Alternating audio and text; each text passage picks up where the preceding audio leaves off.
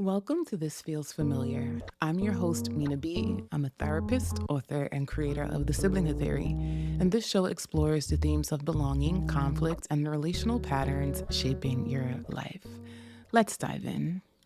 So, I'm currently doing a sibling series, and today we're going to talk about something that quietly impacts sibling relationships, which is parental favoritism. Most people grew up with siblings who can tell you without hesitation who the favorite child was. So, if you're a sibling, you probably felt that your brother or your sister was the favorite child. Maybe you recognized you were the favorite child. Regardless, when you grow up in a family where there is a favorite child dynamic, you know, you can feel it and it's not something that you're imagining. And so I want to help you unpack how parental favoritism has impacted your relationship with your sibling, but I'm also going to give you some tools on how you can repair. Now, before we get deeper into this episode, I'm going to ask that you please press that subscribe button so that you do not miss an episode moving forward. So, I first want to talk about what favoritism actually looks like. Parental favoritism is when a parent consistently treats one child better than another in ways that feel unfair. So, this is different from appropriate differential treatment. And what that means is if you are growing up in a home where there is a large age gap, for example, giving an older sibling more autonomy makes sense because maybe that sibling is 15 and the youngest sibling is 7. So, of course, the sibling who is 15 is going to have more rights, I would say, or abilities to do certain things, such as they might get more screen time, they might have more outdoor play with their friends, they might even be signed up for more activities just because of their age and the developmental stage that they're in. It requires more needs. Compared to being 7, you may not need the same level of screen time the 15-year-old gets. You may not be as involved in sports because the 15-year-old is in more rigorous sports because they are on the school basketball team or the school soccer team, or maybe the sports you're doing is just for play over the weekend. So that can be a form of differential parental treatment. Another thing is providing extra support to a child with specific needs is also going to make sense. So, for example, if a child has a disability, they may get more attention in the home, especially if it's a physical disability, because that's something that they need. And as a result of that, it makes sense that the parent might give a little more attention to that child because that child doesn't have the capability to tend to themselves compared to the child who does have more autonomy, compared to the child who does have more ability. Okay, so I just want to make that clear because favoritism is different. This is when one child consistently gets maybe more affection, more praise, attention, and even grace in the home, and the other child can't point to any legitimate reason as to why that's happening. So, here are some examples of how favoritism can show up. So, this can look like one child's accomplishments getting announced to extended family while the others are mentioned in passing. And so, it can look like, oh, my kid brought home an A and the child who got a B, it's like they're being ignored. It can look like one child being described in glowing terms while the other is defined by their problems. And so that's like your brother always being praised as very smart, very intelligent, very athletic, but you are the sibling who is problematic, very rude, very defiant. The parent can't seem to find anything about you that feels like a strength. They tend to always highlight your weaknesses or the problems that they're having with you. Another thing is that you might notice that one sibling got away with a lot of things while you got punished for sometimes doing the same exact thing that your sibling did. I find that that's very common when I'm working with my sibling clients. They tend to feel that favoritism showed up a lot when it came to discipline. Another thing around discipline can look like one child getting explanations and second chances while you might get immediate consequences. So you might grow up in a family where they'll say, don't talk back. What I say is the right way, and this is what you're supposed to do. And the child who does talk back may not get in trouble for it, but the moment you do, you get in trouble. Now, when it comes to attention and emotional connection, sometimes this can also look like one child literally getting more quality time with the parent, where let's say the parent is home with all their children, but they will intentionally carve out time for one kid and neglect spending time with the other children. This could also look like a parent being more attuned to one child's emotional needs and sometimes coddling them, giving them lots of hugs, giving them lots of kisses while withholding that same level of affection from other children. So sometimes favoritism shifts based on what the parent needs in that moment. So sometimes the compliant child is favored when the parent needs control, and the achieving child is favored when the parent wants to feel some sense of success. And that's why they elevate that child's achievements because they become the family hero. They make the parent even feel proud because the parent might think, my child is successful because of me. And so it elevates their own ego and their own self esteem. Now, what happens is that when this dynamic plays out in the home, it's going to have a direct impact on the sibling relationships. Sometimes we believe that favoritism only impacts how a child might feel about their parent when they get older, and it causes us to overlook the way siblings might feel about each other when that dynamic is present. So, I want to talk about how favoritism can impact the sibling relationship. The first thing is that it creates competition instead of collaboration. Sibling relationships are supposed to be collaborative. Your sibling is your peer. And in healthy dynamics, siblings learn together how to support each other, celebrate each other's wins, and navigate life side by side. But favoritism turns siblings into competitors, where one child recognizes there's something that can be lost here. So I have to compete with you because clearly resources are scarce. Love in this house is scarce. And this is really prominent when a child is growing up in a home where there's poor cohesion. And what that means is when there is poor cohesion, there is poor emotional attunement. And so, if your parents are not emotionally attuned with your needs, but one child starts to recognize when this kid cries, he gets more attention, or when that sibling is bringing home poor grades, they get attention. Maybe I need to start doing these things, or maybe I need to start competing with this sibling to get the same level of attention that my parent is giving them. Another thing is the unfavored child starts seeing the sibling as an obstacle between them and the parental love.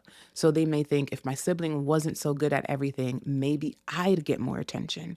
If they weren't the favorite, maybe I'd have a chance. And that sibling becomes a problem when really the problem is the parent, and it's the parent's inability to love both children equally. The favorite child also might feel competitive too. A lot of people overlook this part. The favorite child is always under constant pressure to maintain their position in the family structure. In the work that I do as a therapist, I created the Siblinghood Theory. I talk about this a lot.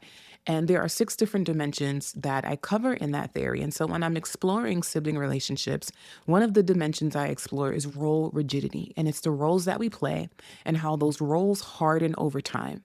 And they harden over time because we are forced to adopt those roles in order to survive our family system.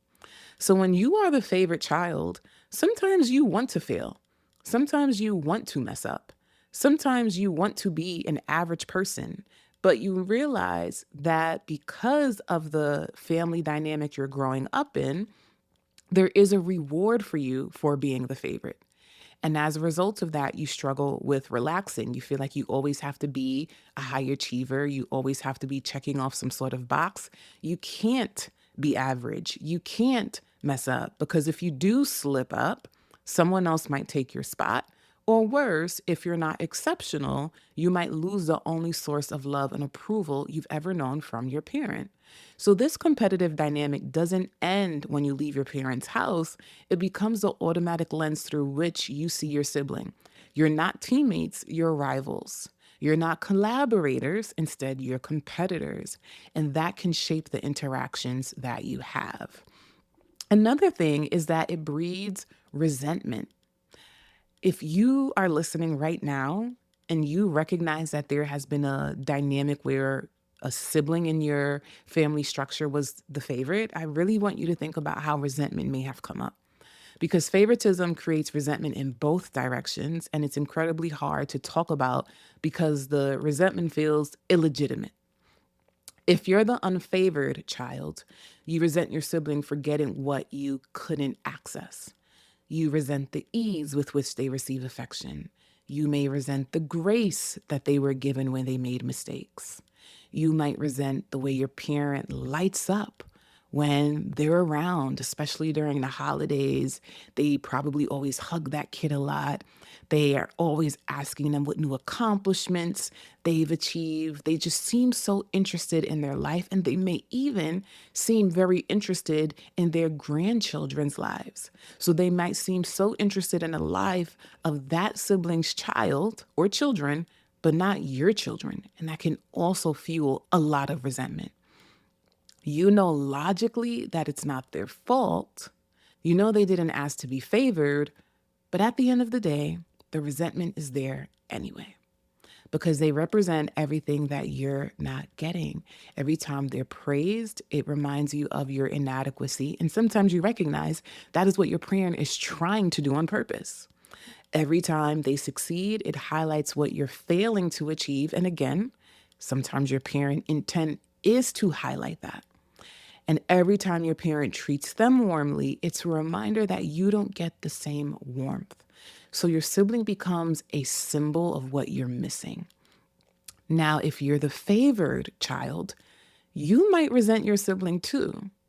You might resent them for making you feel guilty, depending on the relational dynamic that you have, if they constantly bring it up.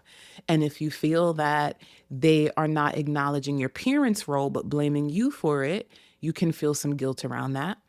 That guilt might also make you resent them and want to pull away from the relationship. So you might say, you know what, maybe the easiest way to navigate this is for me to create some emotional distance between me and my sibling because I have no control over how my parents react to them. And since I have no control, maybe I just need to pull away. You might also resent them for treating you like the enemy when you may feel like you didn't do anything wrong. You didn't ask to be favored. You didn't create the dynamic. You feel like whatever anger they have should be placed on your parents. But now you're stuck carrying the weight of it, and your sibling treats you like it's your fault. This mutual resentment can poison the sibling relationship. You can't be genuinely close to someone you resent, and you can't trust someone when you're in competition with them. You also can't share vulnerable moments when their existence reminds you of pain. Research shows that perceptions of parental favoritism are strongly associated with lower sibling closeness and higher sibling tension, regardless of which child was favored. It's not about who got more, it's that the favoritism itself damages the bond. So that familiar feeling of resentment toward your sibling that you can't quite shake, even when they haven't done anything wrong, even when you know logically it's not their fault, that's favoritism at play. It planted resentment where connection should have been, and that resentment becomes the background noise of the relationship. Now, this is probably obvious, but when there's favoritism, it creates distance. And sometimes that distance feels very hard to break because it puts up a wall between you and your sibling. So if you're the unfavored child, closeness with the favored sibling can hurt a lot. Being around them is a constant reminder of what you're not getting. Every family gathering where your parent lights up around them and barely acknowledges you, that can bring up some deep pain. Every conversation where they casually mention something your parent did for them that your parent would never do for you can also be a trigger source. And every moment of witnessing the ease of their relationship with your parent while yours is strained can also make you want to withdraw from the relationship. And so you start to pull away. You stop confiding in them because why would you share your struggles with someone who represents your inadequacy? You may stop seeking their support because their life feels like proof that you're doing something wrong. And again, your parent might be validating that. And so you build a wall to protect yourself from the pain of constant comparison. But if you're the favorite child, you feel that distance, but you don't always understand it. You might try to connect, try to bridge the gap. You may even reach out and invite them to do things and be very kind toward them, but you notice your sibling keeps pulling away. They might be polite but distant, and they're not really present when you need them. So eventually you might stop trying. You might accept the distance and you tell yourself they're just difficult or sensitive or have their own issues. And it's possible that you don't realize that the distance isn't about you as a person, it's about what you represent. In the family system, you symbolize everything they couldn't get no matter how hard they tried. The distance often hardens into a permanent pattern. And so commonly when I am working with clients, what I notice is that they will be very polite during family gatherings or exchange surface level updates, but there's really no deep intimacy in the relationship. And a lot of that comes from emotional unattunement, where sometimes a child who is favored may not recognize it, and as a result of not recognizing it, they may dismiss their siblings' feelings or needs or even ignore it because they're not seeing that pattern. They just think that maybe I got the praise and the recognition because I earned it. And if you want praise and recognition, you should earn it too. So sometimes they can be very dismissive in that process. And then if you are the sibling who is unfavored, you might not realize how your jealousy and your envy can also impact how you show up in that sibling dynamic. Because again, the blame is on the parent, but you might take your frustration out on your sibling. And that leads me to my next point. It makes genuine celebration impossible between the two of you. And this might be the most painful outcome of favoritism because we all want to be celebrated in our relationships. We want to feel like the people around us are rooting for us. And if you're the unfavored child, your siblings' achievements can literally feel like salt in the wound. When they get promoted, when they get engaged, when they buy a house, when they hit any major milestone, you know you should be happy for them, but for some reason you can't. Instead, you might feel that familiar tightness in your chest that you felt when you were a kid and they brought home the straight A's and they brought home the reward and you saw how your parent responded to them. The comparison loop starts running automatically. Why them and not me? What's wrong with me that I can't achieve what they're doing? Why do good things always happen to them? You see how in that dynamic, you fail to see your own strengths? That's because your parents focus so much on their accolades and what your sibling was doing so much that they never really helped you to see what your strengths were. So you have this perception that something's wrong with you, when the reality is you don't have the ability to look inward and see what you're good at. You can't see your strengths because your parents suppressed that part of you. And as a result of that, you don't know how to show up for your sibling.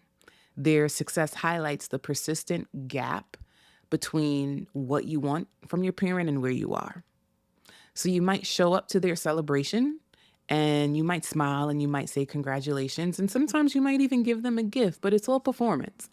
It is not genuine joy, and they see that.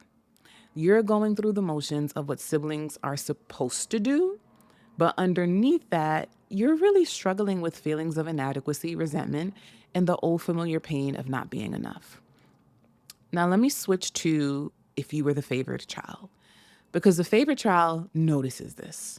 You notice the forced smiles, you notice the distance in the relationship, you notice how flat their tone was when they congratulated you. You recognize all of it and it hurts. because you want them to be happy for you.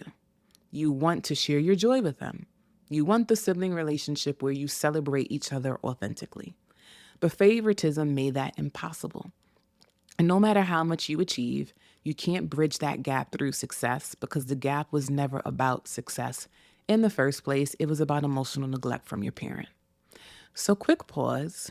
If this is bringing up a lot for you because you're recognizing this dynamic between you and your siblings, please share this episode because it can possibly help bridge the gap between you and your sibling. It can help bring you closer, and it can also help you and your sibling understand each other better. So please take a moment to subscribe to the show, leave a review, but most importantly, share it with the sibling who needs to hear it. Now, I'm going to give you some strategies on how you can move forward, because what do you do with all this information? How do you navigate a sibling relationship that favoritism damaged? The first thing that's very important is to name the dynamic clearly. If you want to address favoritism with your sibling, start by naming the structural dynamic rather than just expressing hurt feelings. So don't say, you always got everything and I got nothing, which is very common when siblings bicker. Instead, what you can say is, I think we experienced really different treatment growing up. And I think that created distance between us that I'd like to talk about. This opens conversation instead of triggering defensiveness because you're highlighting the differential treatment between you and the sibling as the barrier versus saying you as the person, you're the problem. I also want you to acknowledge your side of the dynamic. If you were the favored child, acknowledge that you received something your sibling didn't, and that difference hurt them. Emotional attunement plays a huge role in building trust, emotional safety, and most importantly, respect in relationships. And emotional attunement is when we can be in tune with the needs and emotions of other people, but also acknowledge their feelings and their needs. So as the favored sibling, take some time to listen to what your sibling is saying. And when you become more emotionally attuned to their needs, you might say, I know I got more positive attention from my parents. I didn't choose that, but I also recognize it probably made you feel unseen. And I'm sorry for the ways that created distance between us. Again, this helps you to recognize you are not necessarily at fault here, but you do recognize the consequence. Unfortunately, you got caught in the crossfire. And being emotionally attuned to your sibling helps you to recognize that while I didn't choose this, I also understand that being on the receiving end was painful for you. Now, if you were the unfavored child, you really have to separate your sibling from your parents' behavior. So you might say to them, I felt really invisible growing up. I didn't get the same recognition you got, and that created a lot of pain for me. I know you didn't create that dynamic, but it made it really hard for me to connect with you. So again, you see how we're highlighting the issue versus highlighting the person and saying the person is the problem. The issue we need to face here is your parents' behavior. And unfortunately, how parents behave leaves a ripple effect within the family system. And so we're acknowledging the dysfunction that existed in the family system and how it made you feel, but also the dynamic that it created. I also really encourage you to see each other outside of the family roles. One of the hardest parts is learning to see each other as full people rather than as the roles you played in the family system. So think about it. Sometimes in casual conversation, I'll hear people say, oh, that's my sister. She was the favorite. Already, that's their role. That's their identity. And so you don't see their struggles. You don't see their weaknesses. You don't really see other parts to them because your mindset is, well, they were the favorite. Who cares about what else is going on in their life? That's the favorite sibling. So I want you to really try your best to see them outside of that. Start having conversations that aren't about family history, but ask about their current life. Ask them about their hardships. Ask them about their job, ask them about their marriage, ask them things to help you understand them better. And then share more about yourself. Build a relationship based on who you are now, not just who you were in your parents' house, okay? You guys aren't kids anymore. Remember that you all are adults, and as adults, we get to create new family structures. We do not have to continue to still remain in the roles that we were forced to play as children. The next thing I want you to do is to decide what to do if they won't acknowledge it. Because while all of these things I'm sharing sound lovely, it's also possible your sibling may still dismiss you. So sometimes you're ready to name favoritism and work through it, and your sibling isn't. They might deny it happened. They may continue to minimize your experience or even refuse to engage with you. If that happens, figure out how you want to navigate that relationship. You can keep the relationship surface level if you want. Decide what boundaries around family gatherings you feel like you need to have with this person. You don't have to force connection with someone who can't acknowledge your reality. Ask yourself, what does intimacy in this relationship look like? It's possible that we may not have intimacy, but we can still remain connected. But I just need to have proper boundaries in place because I recognize that we just have a particular dynamic that is not going to allow for the closeness that I desire. The next thing is that I want you to stop competing. And this is internal work, but it's crucial. Even if you can't repair the relationship, you can stop letting favoritism control how you see yourself. So if you were the unfavored child, work on recognizing your achievements without needing external validation. Practice celebrating your sibling without triggering the comparison. So if your sister gets a new car, what does it look like to just say that's a beautiful car and not let that be a reflection of your worth or your value? It's simply a car. See it from that lens. It's just a car.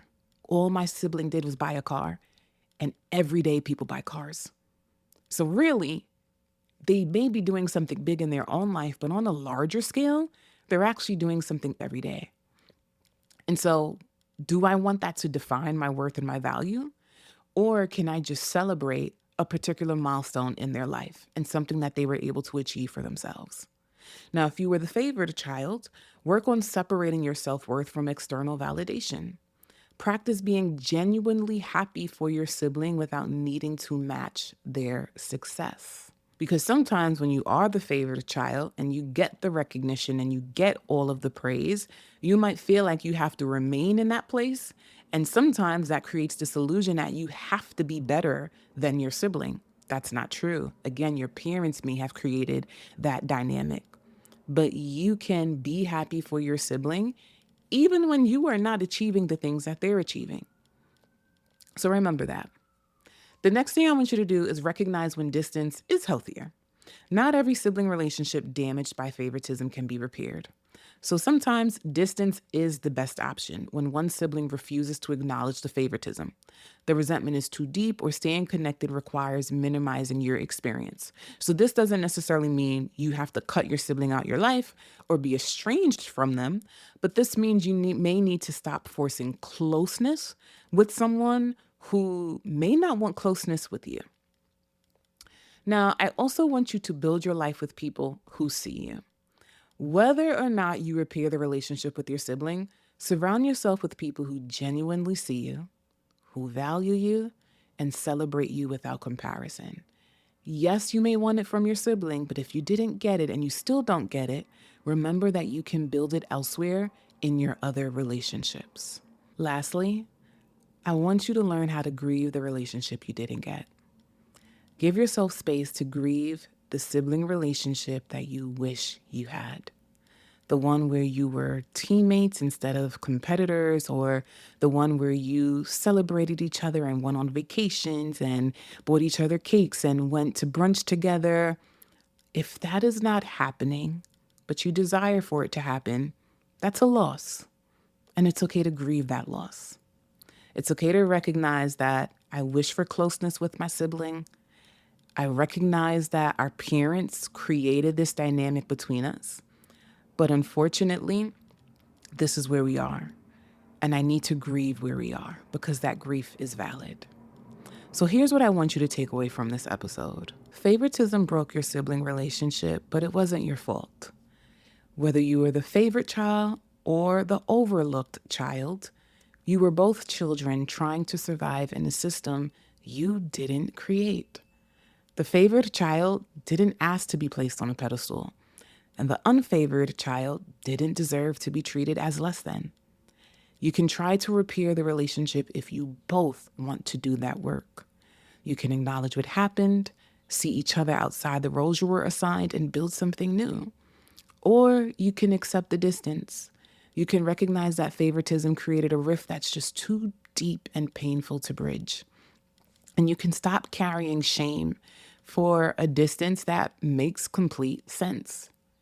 What you don't have to do is pretend it didn't happen. You don't have to minimize the impact. You don't have to perform closeness to maintain family peace. And you don't have to carry the burden of a dynamic you didn't create. So stop internalizing your parents' failure as evidence of your inadequacy. Favoritism is a dynamic that was shaped by your parents. And the damage it did to your sibling relationship is real, and it should be acknowledged. But I also want you to remember that you get to decide how you move forward. So if this episode resonated with you, please take a moment to rate and subscribe to the show. It helps the show progress and it allows more people to find my podcast. And so I appreciate your help in sharing the word. I also ask that you subscribe to my newsletter, All the Hard Things, on Substack. And you can also grab a copy of my book, Owning Our Struggles, if you want to continue learning from me. Now, here's what I want you to reflect on. Favoritism broke your sibling relationship, but you weren't responsible for that breaking. You do get to decide, however, how to rebuild moving forward. Either way, stop carrying shame for your parents' failure to love you both equally. Until next time.